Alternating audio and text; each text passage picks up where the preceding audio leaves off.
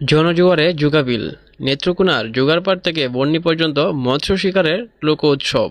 যোগাবিল নেত্রকোনা সদর উপজেলার টাকরোকোনা ইউনিয়নে জোগাড়পাড় থেকে বন্যী পর্যন্ত এই বিলটি অবস্থিত। জোগাড়পাড় থেকে বন্যী গ্রাম পর্যন্ত বিস্তৃত এই ঐতিহাসিক বিলটিতে প্রতি বছরের মতো এবারও ঐতিহ্যবাহী মৎস্য শিকারের মিলন মেলা বসেছে। স্থানীয়দের কাছে এই মৎস্য শিকার উৎসব কেবল জীবিকা নির্বাহের উপায় নয়, এটি বছরের একটি নির্দিষ্ট সময়ে পালিত হওয়া এক সামাজিক ঐতিহ্য। বর্ষার পানি কমে যাওয়ার সঙ্গে সঙ্গে যখন বিলের মাছগুলো এক জায়গায় জড়ো হয়, তখনই স্থানীয় মৎস্যজীবীদের জন্য বিলটি উন্মুক্ত করে দেওয়া হয়। টাকরোকোনা ইউনিয়নের জোগাড়পাড় থেকে বন্যী পর্যন্ত বিলের অংশ জুড়ে বিপুল সংখ্যক মৎস্যজীবীর উপস্থিতি প্রমাণ করে এই উৎসবের ব্যাপকতা।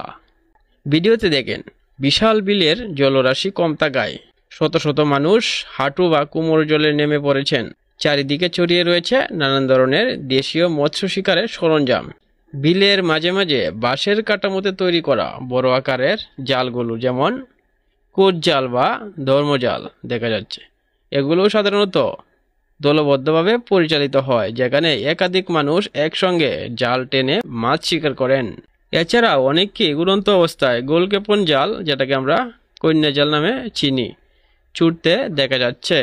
জলের ওপর ছোট ছোট বৃত্তাকারে চড়ানো এই জালগুলো এক মুহূর্তে মাছ শিকারের জন্য গ্রামীণ বাংলার অন্যতম পরিচিত কৌশল। কিছু মৎস্যজীবী আবার হাতে তৈরি ফাঁদ বা ছোট সরঞ্জাম দিয়ে মাছ শিকার করছেন। সকলের চোখে মুখে উৎসবের